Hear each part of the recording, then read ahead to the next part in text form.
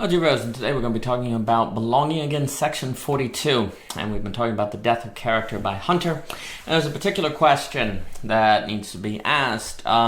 Is it possible to have character without religion or belief in God? And certainly we've discussed how it's very difficult to have CCE if there's not a meaningful distinction between community, character, and ethics, the foundation of that in ethics against forbidding. And you see, the issue is that without a transcendent source of values, all restrictions, all things that are restricting you seem like they're just going to be expression of self-will. And therefore, this is where Hunter kind of warns about values as being kind of empty versus morality. And then that all just begs the question of character. And it would seem then, therefore, if values are just things we impose upon ourselves, that they're just, an expression of the therapeutic, so it doesn't seem like they would work. Well, that would kind of ultimately suggest that you would need belief in religion, right? Or some sort of belief in a God, or practices of which are transcendent than you that you have to give up to regardless what you want. And that would, ultimately seem to be a belief in God. But Hunter here, after citing Thomas More as an example of character, where he yielded to a creed existing, which became more precious than life itself. So Thomas More gives up his life for something that's more important than life. And Hunter writes, does this mean that character requires religious faith? No. And he says, this point bears repeating. Character does not require religious faith, but it does require the conviction of truth made sacred, abiding as an authoritarian presence within consciousness and life, reinforced by habits institutionalized within a moral community. I don't deny that character doesn't seem like it requires religion, but the question must be asked if the majority require religion in order to have character. Certainly, it's possible to have perhaps a minority of atheist Thomas Mores, but could you have the majority? If the answer is no, then it's going to be difficult to have character, and if you can't have character, it might be difficult to handle the existential tensions that come about from being forced to recognize the value circle, and the conflict of society and all the existential tensions that come with that. And it would seem that character itself may fall into the problems of givens, where it's deconstructed into pure releases, of which is existentially overwhelming.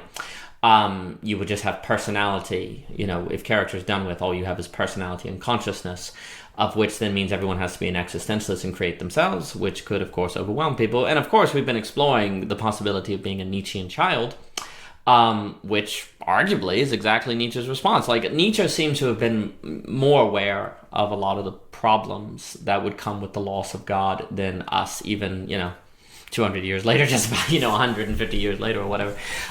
He seems to have seen how everything would lead into the next. And really, you have this problem of almost having to create your own God terms as a Nietzschean child and impose them upon yourself. But this topic is going to be expanded on because we really, we've gone through a lot of the possibility of dealing with the problems of belonging again on a kind of systems level.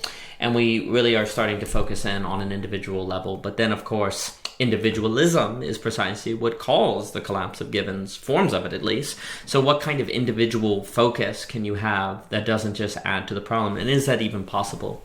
So asking the question of if it's possible to have character without God seems really important. And by God, we don't necessarily mean like a Christ and Allah, something like that, but it could just be an ultimate transcendent, something that is not contingent, a value system that is always at work regardless of the circumstance. And you see, if such a value system is at play or source of values, then it is always possible for want and will to be clearly separated. So, for example, maybe you want to punch your neighbor in the face, but you will not to because you know that Jesus taught not to do that.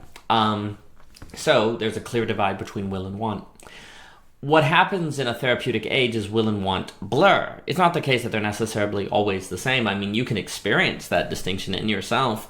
But there's a great ambiguity that arises. Now, you could argue, well, hold on, God never existed, and so the distinction was never real, and that's fair enough, but the issue is the distinction seemed to be to exist to people, and therefore had authority. This gets into how religion and God are psychotechnologies is a way to think about them, and they really matter as psychotechnologies, and they impact people, and even if at the end of the day you think it's all silly, the very fact that people believe that God existed in a different vertical or transcendental category from things that are more horizontal is a big deal. And that changes how people behave and come to existentially stabilize themselves in the society.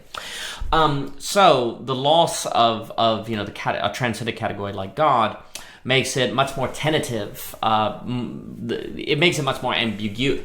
There's a lot more ambiguity for determining when will and want are separate. And ultimately, it seems like character is the ability to have one's will overcome their wants.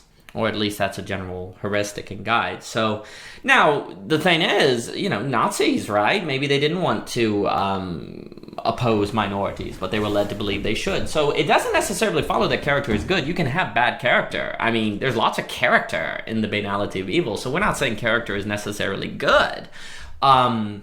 Character gets captured by like Nazism, and then someone with character is a Nazi. So we're not saying that, but we are saying a meaningful distinction between, say, character and personality seems to require a meaningful distinction between will and want, and that doesn't seem so possible without religion or a transcendent value, or it's much more tentative.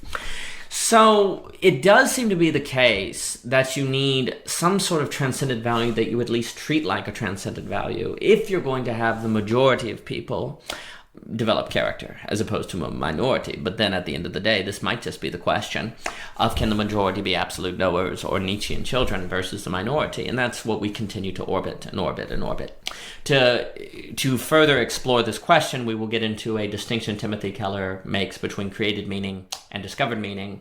But first, we're going to touch a little bit on Yolanda. There's a book called The Sacred and the Profane by Elide, E-L-I-D-E, that I think is interesting to explore, because in the same way that the blurring of will and want leads to ambiguity that can be existentially burdensome, so there might be consequences with blurring categories like religion and spirituality, and really looking at a role religion has played in society through that work might be useful, and we will continue with that investigation.